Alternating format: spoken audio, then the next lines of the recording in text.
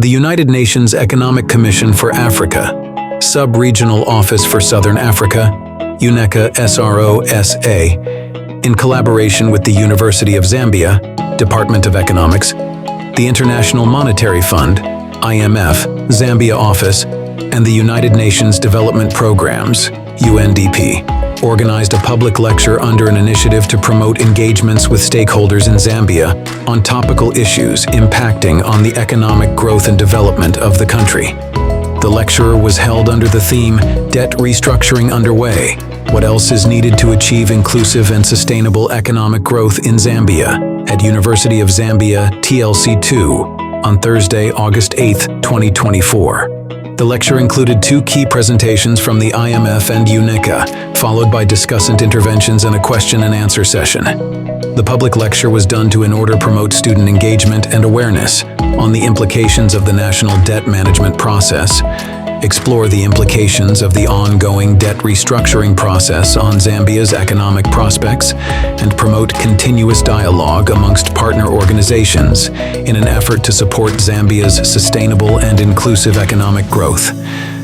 Ladies and gentlemen, Bamonkuna Bamoma, my name is Dixon Young Mutambo, popularly known as the Governor, and I'll be one of your hosts, one of your moderators for today's public lecture about debt restructuring, made possible by the International Monetary Fund, the United Nations Development Programs, and the United Nations Economic Commission for Africa Sub-Regional Office for Southern Africa, UNECA SOSA. All right, so good evening, ladies and gentlemen.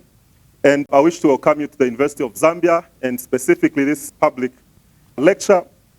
Now, as you know, our country is facing so many challenges, and you are talking about the tight fiscal space, inflationary pressures. Now I think inflation is standing at about 15.4.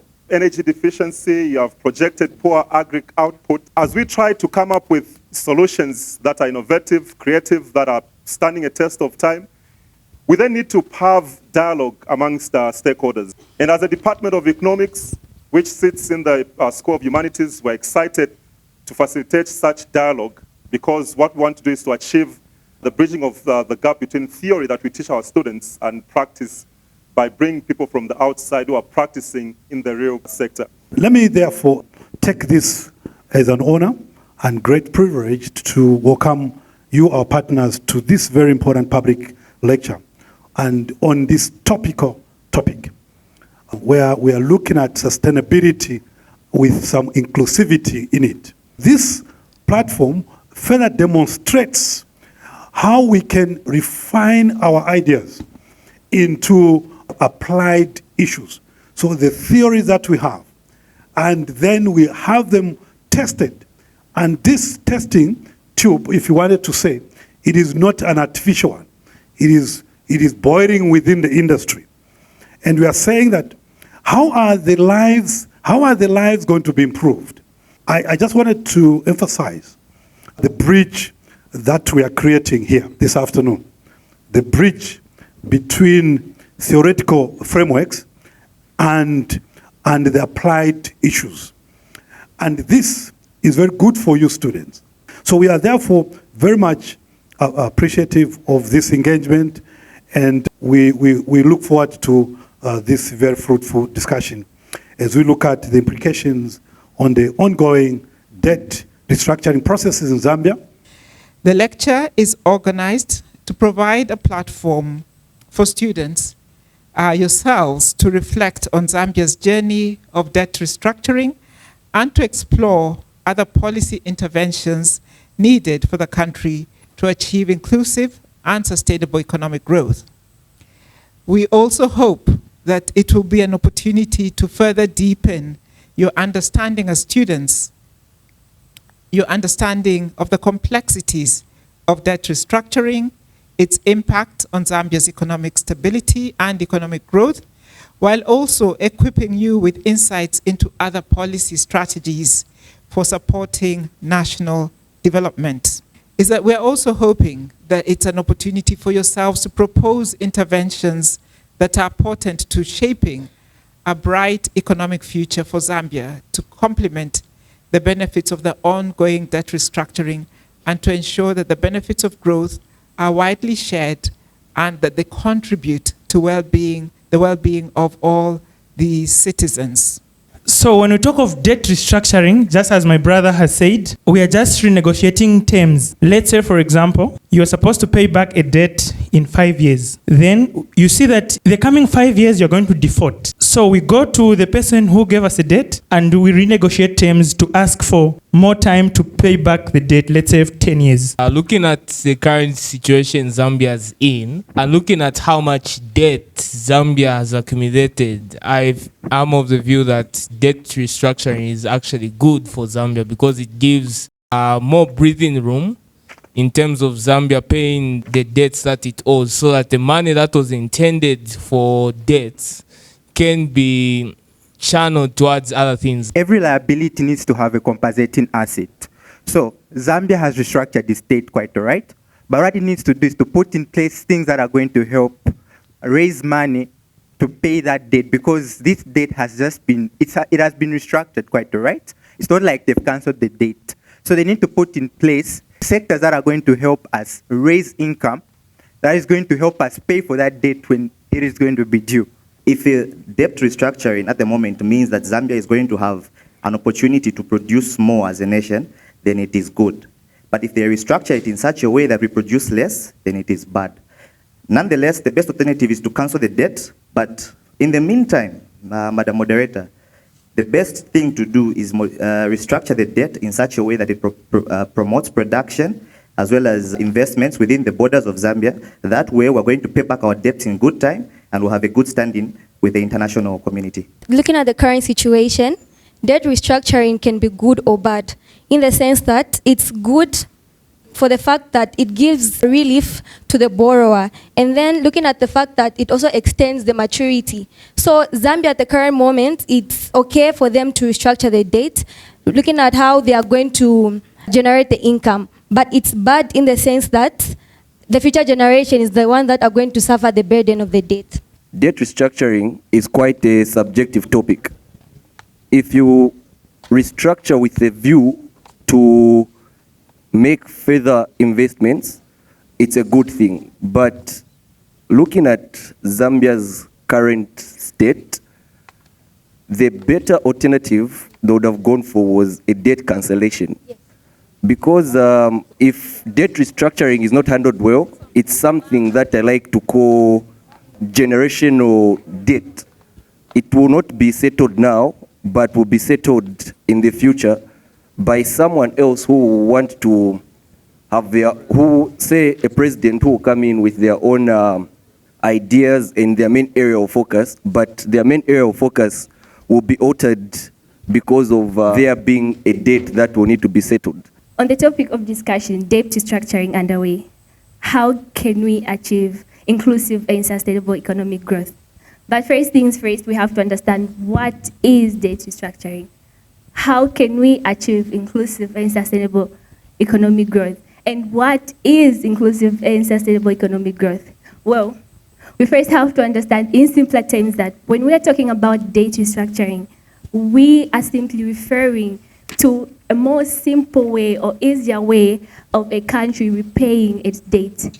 In the case of Zambia, this involves extending the repayment period. But before that, we have inclusive and sustainable economic growth. One thing we have to understand that these goals are under the SDGs number 8, and these goals can only be achieved if we were to have a full and productive employment that also includes decent work. But what conditions could be applied for us to reach such a level? Before we go any further, we also have to understand that what made us reach here, we have to go back to the economic history of Zambia. And when we go back, we're going to find out that it all started in the days of our father, Dr. Kenneth Kaunda, may he so rest in peace. We all know that the main export of Zambia is copper. And in the 1970s, the prices of copper started going down. At the same time, the oil prices started going up. But in that case, as a country, and as a country that depends heavily on exporting copper, the debt crisis originated in the 1970s with debt overhanging. And this crisis actually led to a more a more rapid and a more worsening kind of economy that we as a country couldn't even repay back. We have faced a lot of unstabilization since our debts have been defaulted, and Zambia failed to service its debts and everything else. But in 2001, we find out that the IMF, together with the World Bank, combined together accounted of about 86.5% of our debt, which was about 2 billion. Through the 10 years, so from 2010, we experienced a lot of bonds being issued. For example, in 2012, we had a $750 million bond issued by the government of Zambia, which at the time was credit rated as a B, which for a young and small economy like Zambia was a massive achievement at the time. So how do we find ourselves in this situation? The signs were there for a very long time. The IMF had even raised an alarm, a red flag, years before, talking about how unsustainable Zambia's debt accumulation rate was. In February 2021, the government of Zambia applied for the G20 Common Framework. The G20 Common Framework is basically a mechanism through which world bodies like the IMF, the World Bank, help coordinate the debt restructuring or debt management of countries, especially those which have been having balance of payments inconsistencies or imbalances. At the end of 2021, the government of Zambia and the IMF reached a staff level agreement in which a $1.4 billion program was agreed upon. And in August 2022, the deal was finally approved by the executive board of the IMF, which was a 38-month extended credit facility program through which the IMF and the government of Zambia would help the country restructure its debt whilst limiting the impact it will have on the everyday citizen. Debt defaults have caused numerous issues for countries. One of the biggest ones for Zambia was credit rating. So because of a debt default, you get into a situation where there's a loss of investor confidence and international capital markets become very limited for you. So you either can't access debt or capital from the international community, or you can only access it at a very high price, that is in the interest payment. Now, this is not sustainable for Zambia, especially that it's still an emerging economy. And so the debt restructuring at the time was the best, most sustainable way through which the country could be able to put itself back on the right roadmap to inclusive growth, but also sustainable growth.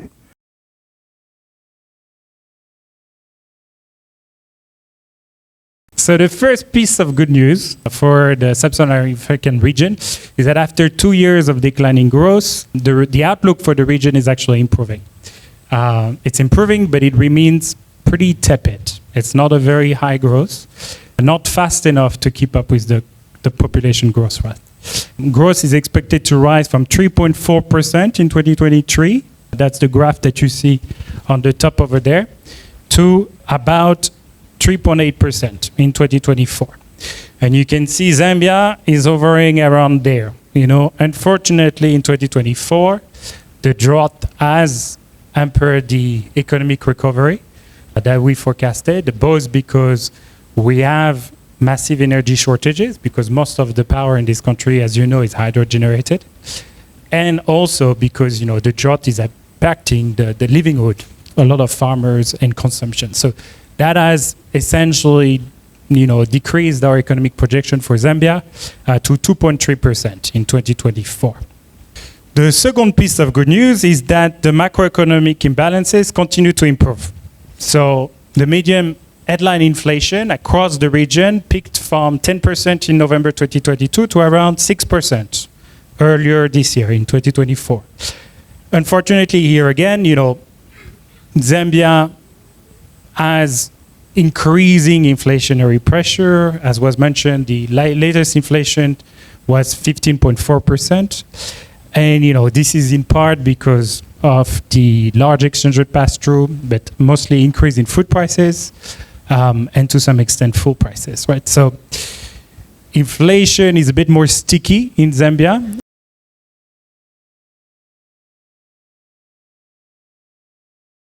First of all, to understand the past, let's understand first of all what is happening to our unemployment, poverty and inequality, and then what we need to do if things are not happening as we want them to happen. Unemployment rate in Zambia is calculated to be around 5 to 6%. Here is a need for economic diversification, right? And Zambia's 8th National Development Plan, is the Bible for this. And more particularly, it refers to the need to boost up the manufacturing sector. GDP does not pay debt. Revenue does. We need to have a lot of our revenue not being used to service debt, but being used for development purposes. So how do we do this? And one critical area that has been left out is the informal sector. The informal sector, and you talked about it, you can call it SMEs, contributes 50% of the GDP. That's really, and more, maybe 80% of the jobs in this country. That is the economy, inclusivity and sustainability. So how do we make the incentive? And I want to propose to you that we need to move through a process of formalizing the informal. And how do we do that? Because we know that the formal sector is characterized by low wages, poor working conditions, lack of social protection, and those kinds of things. How do we move to a system where we now have more jobs, more growth, and more revenue coming from the informal sector? And I want to propose 3-4 things, and then I'll be done. Number one is the need to focus on creating decent jobs and durable jobs within the informal sector. The other one is having very strong regulatory frameworks, and I think Eric also talked about that, strong institutions, and including issues of labor rights. Inevitably, we must talk about entrepreneurship, skills development, and access to finance. These are critical as we move from a largely informal economy to a more formal economy. And then lastly, should be accompanied, especially during the transition phase, by more extension of social protection, because not everybody will move at the same pace, and how do we take care of those who are not able to move and to get into the formal sector all of a sudden? The MSMEs, where most youth and women, what we are doing at ECA is that we are trying to encourage those institutions, financial institutions, to be able to be user-friendly to the MSMEs in terms of accessing finance. The second one is on capacity building, for them to understand the regulations not only within the country, but also regionally and continentally, to understand the African Continental Free Trade Area, how they can take advantage of it, what benefits are there in terms of accessing markets. We are just supporting this. Like, we are an accountability partner, and we provide financing at 0 interest rates, right? Like the financing that you get from the IMF, there's no cheaper financing. Importantly put at distance. Like, we are the lender of last resort, so we come to help, giving a bloodline, if you want, to ensure that, the government can still meet its external obligation. In Zambia, you had a few pockets of ineffective spending, which of course, as you know, included fuel subsidies. And I'm bringing that on purpose because I know it's a tricky topic. But when you look at fuel subsidies, they're very expensive on a budget. And what you see when you subsidize the good, so essentially when you make it cheaper than what it costs, the more you consume that good, the more you benefit, right?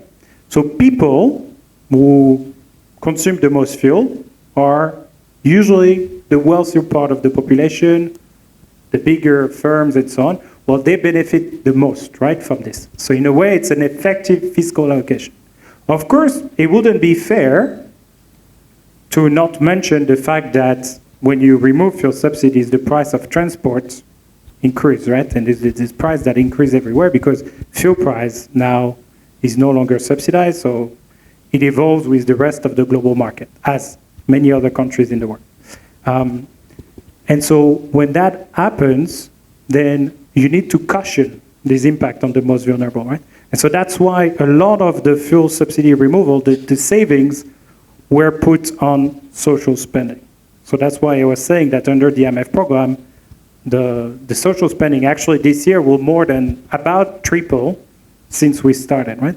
So you're taking spending that was not efficiently allocated, benefiting the most, or the wealthiest the most, and you reallocate it to the people who needs it the most, essentially. And that's kind of the way we look about it. Like, you have to do a fiscal consolidation, but you have to protect the most vulnerable while you're doing it. What are the terms and the conditions that you need imposed to Zambia for the deal, for you to seal the deal? We don't enforce any conditions on a debt deal. Like, we, as I mentioned, we're not involved in the debt negotiations. Those negotiations are conducted between the authorities, so the Zambian government, and their creditors. So among the measures that the IMF has taken under the debt restructuring process, I believe that there are measures that the IMF will take to protect Zambia's social spending and essential public services during the debt restructuring process. Now my question is, among those measures that are taken, which one do you consider that will favor Zambia's economy as it is struggling and we can see that it's limping in the current situation? Thank you so much. The way we look at an IMF program, there is a fiscal consolidation, but of course, you know, fiscal consolidation, you need to make sure that it doesn't disproportionately impact the most vulnerable. And so on social spending, there is a ceiling. So it means that there is a level under which the social spending of the government of Zambia cannot go under the IMF program, so that we ensure that they spend enough on social needs while still adjusting current expenditures. What measures have you put in place as the IMF to make sure that Zambia is able to pay back the mountain of debt that we have, the moment the period that has been agreed upon, that once that extended period credit facility comes to an end, Zambia can pay back those debts? Thank you. IMF, when you want to get money from IMF, and that money usually comes with conditions, though Mr. Eric is trying to deny, but I was trying to, I did the research and yeah, it has given that.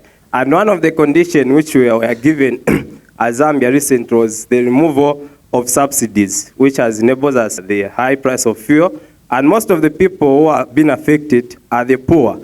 And then you are saying that we are trying by all means in order for to alleviate poverty. So my question is that why is it that it's our money and we are paying you back, but why is it that you are giving us stiff condition which result us to fail to pay the debt and may end up into privatization?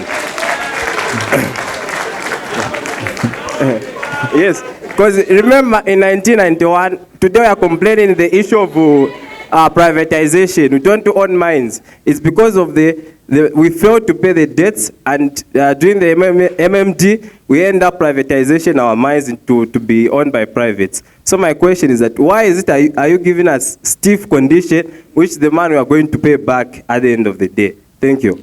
The government is, the sovereign government of Zambia is aware and very committed to restoring debt sustainability, right? This goes through a fiscal consolidation path. So they are implementing their own fiscal consolidation by, reallocating spending, right?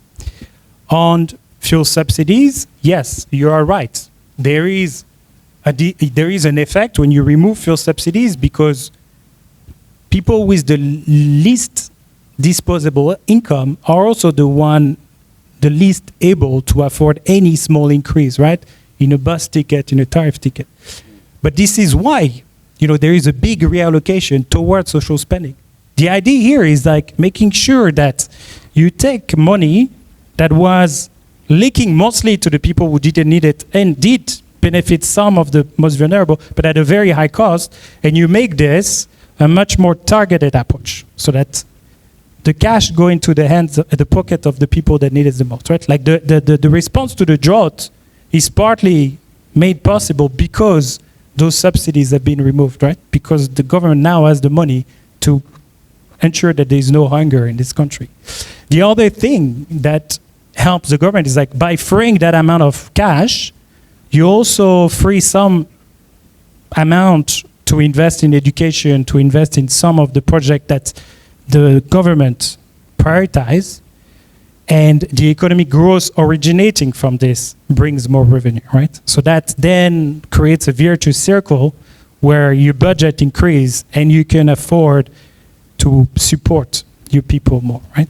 Thank you. I'm interested in understanding how, as a body that's concerned about the people, beyond the growth of a country, how are we ensuring that if we allow private sector growth, how would the SMEs compete with big companies, foreign companies that are likely to come into the country? Because as it stands, I think I've heard from the presentation that there's still issues to do with capacity building for SMEs, there's still issues to do with access to capital. So how do we ensure that the growth, the private sector growth we are pioneering will reach the grassroots? Thank you. I think preferential procurement, providing those micro, small and medium scale enterprise entry points into the value chain to be part of the supply chains of whatever we produce. When you look at Zambia's strategy into the AFCFTA, one of the objectives is actually to capacitate 11 MSMEs to be export competitive every year, to graduate them into the export market. Specifically, that's a realization that... Do you have any available grants to startups and SMEs? And if so, how can we access them? What would happen to Zambia if the repayment period comes or our loan matures, then we fail to pay as a country? What would happen to our country? You will have to go through, a debt restructuring again, because that's the way this works, right? And so that referred to a previous question, right? Like there is the DSA, right? So the debt sustainability analysis tool, this is what we use to assess the risk of debt distress for a country, right? We have different rating, medium, high, and then in debt distress, we see what Zambia is right now. Our role as students, clearly, the youth are the future of Zambia. So meaning as a youth, you should be able to be aware, you should read more about debt restructuring, such you're not misinformed, so that you probably understand everything and you take the government accountable so that the money is not misused. As a university, we realized that a lot of things have been misunderstood with the IMF.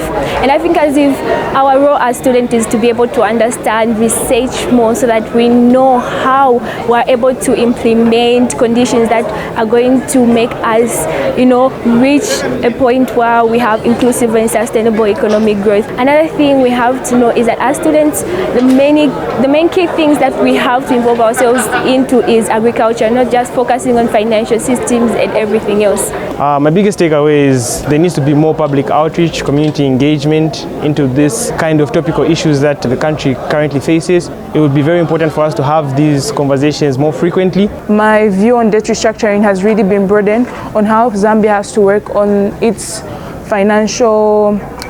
working in the financial sector in increasing economic growth for Zambia.